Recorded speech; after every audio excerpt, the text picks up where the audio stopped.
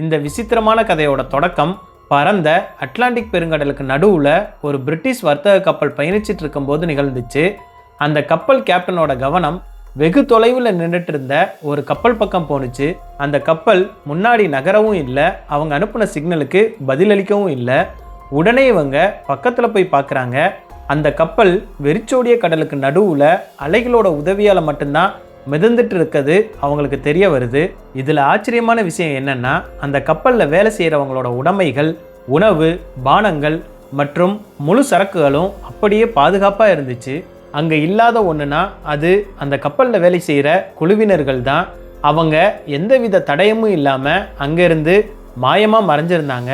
இதுதான் கடந்த 150 ஆண்டுகளுக்கு மேலே வரலாற்று ஆய்வாளர்களை குழப்பத்தில் ஆழ்த்தி வரும் மேரி செலஸ்ட் கப்பலோட மர்ம கதை.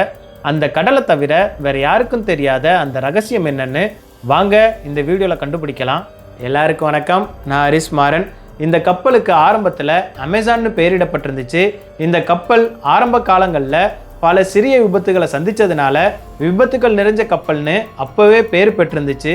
அப்படி இருந்தும் அதுவரை அந்த கப்பல் பெரிய விபத்து எதையும் சந்திக்கலை. பல டைம் அந்த கப்பலோட உரிமையாளர்கள் மாறினதுக்கப்புறம் கடைசியில் இந்த கப்பல் கேப்டன் பெஞ்சமின் பிரிக்ஸோட கைக்கு வந்துச்சு.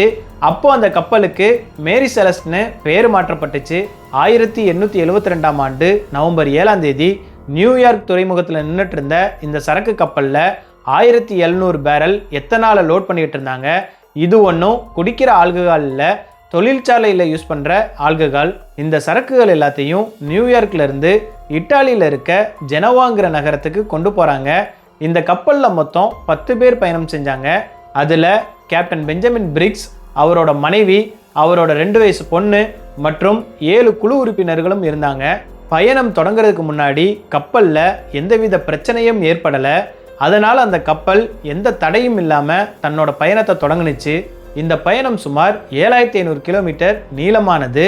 அந்த காலத்தில் இவ்வளவு பெரிய கடற்பயணத்தை முடிக்க சில நாட்கள் இல்லை, பல வாரங்கள் தேவைப்பட்டுச்சு. அப்போலாம் ஜிபிஎஸ் இல்லைனா நவீன தொடர்பு சாதனங்கள் எதுவும் இல்லாத காலம். மேரி செலஸ்ட் நியூயார்க்லேருந்து கிளம்பி 3 வாரங்கள் கடந்துருச்சு.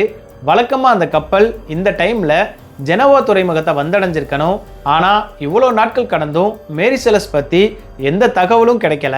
அதுலேயும் மேரி செலஸ்ட்டுக்கு அப்புறம் நியூயார்க் துறைமுகத்திலேருந்து கிளம்பின மற்ற கப்பல்கள் ஜெனோவா வந்தடைஞ்சிருச்சு. அதனால் மேரி செலஸ்ட் ஏன் இன்னும் வரலன்னு எல்லாரும் கவலைப்பட தொடங்கினாங்க.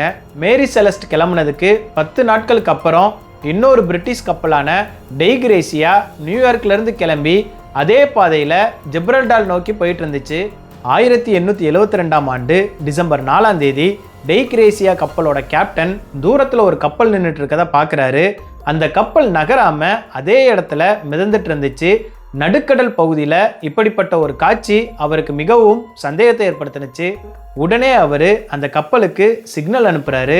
ஆனால் எந்த பதிலும் திரும்பி வரல. எனவே பக்கத்தில் போய் பார்க்கலான்னு முடிவு செஞ்சு போய் பார்க்குறாரு. அது வேற எந்த கப்பலும் இல்லை, அவர் நண்பரோட கப்பலான மேரி செலஸ்ட் கப்பல் தான் அது. நியூயார்க்லேருந்து கிளம்பி 1 மாதம் கடந்த நிலையில் மேரி செலஸ்ட் ஜிப்ரல்டார்ல இருந்து சுமார் 1800 கிலோமீட்டர் தொலைவில் நடுக்கடலில் தனியாக நின்றுட்டு இருந்துச்சு.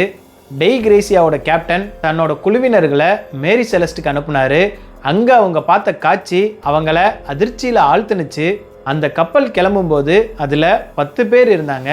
ஆனால் இப்போ அந்த கப்பலில் ஒருத்தர் கூட இல்லை. எல்லாருமே கடலுக்கு நடுவில் எங்கே போயிட்டாங்கங்கிற கேள்வி இப்போது டெய்கிரேசியா கேப்டனையும் துன்புறுத்த தொடங்குனுச்சு. முதல்ல அவர் கப்பலில் எதுவும் விபத்து நடந்திருக்கலான்னு நினச்சாரு.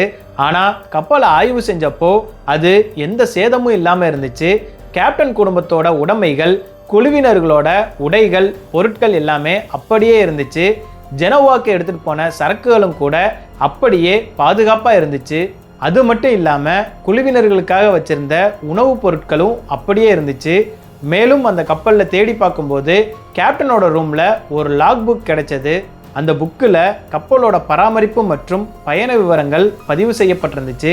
அதில் கேப்டன் பெஞ்சமின் பிரிக்ஸ் கடைசியாக 1872ஆம் ஆண்டு நவம்பர் 25ஆம் தேதி காலை 8 மணிக்கு பதிவு செஞ்சிருந்தாரு. அதாவது கப்பல் கண்டுபிடிக்கப்பட்ட நாளுக்கு 10 நாட்களுக்கு முன்னாடியே அந்த பதிவு எழுதப்பட்டிருந்துச்சு.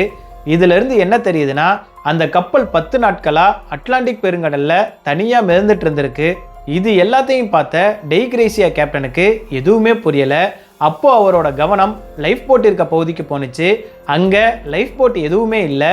இதுக்கு ஒரே ஒரு விளக்கம் மட்டும்தான் இருக்க முடியும். கப்பல்ல ஏதோ நடந்திருக்கணும். அதனால எல்லாரும் தங்களோட உயிரை காப்பாத்திக்க லைஃப் போட்ல ஏறி தப்பிச்சு போயிருக்கணும். கேப்டனோட ரூம்ல இருந்த வழிகாட்டும் கருவிகளும் காணாம போயிருந்துச்சு. லாக் புக்கை தவிர மற்ற எல்லா ஆவணங்களும் அப்படியே இருந்துச்சு. மேலும் கப்பலோட பல பகுதிகள் ஈரமாக இருந்துச்சு. சில இடங்களில் 2 முதல் 3 அடி வரைக்கும் தண்ணி தேங்கி இருந்துச்சு. ஆனால் இந்த அளவு தண்ணி கப்பலை மூழ்கடிக்க போதுமானது இல்லை. இங்கே ஒரு விஷயத்தை நாம் நினைவில் வச்சுக்கணும்.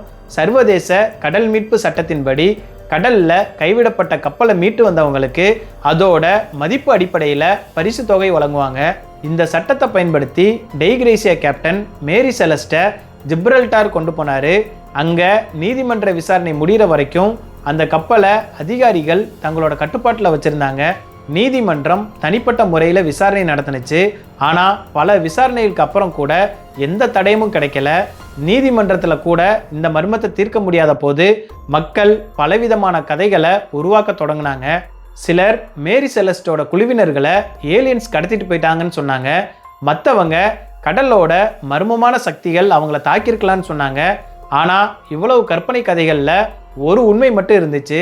மேரி செலஸ்ட் உருவாக்கப்பட்ட நாள்ல இருந்தே அது பல விபத்துகளை சந்திச்சிட்டு இருக்கு. ஒரு தடவை அது இன்னொரு கப்பலோட மோதுனுச்சு. என்னதான் மோதல் சின்னதாக இருந்தாலும் அது மோதுன அந்த கப்பல் கடல்ல மூழ்கிருச்சு.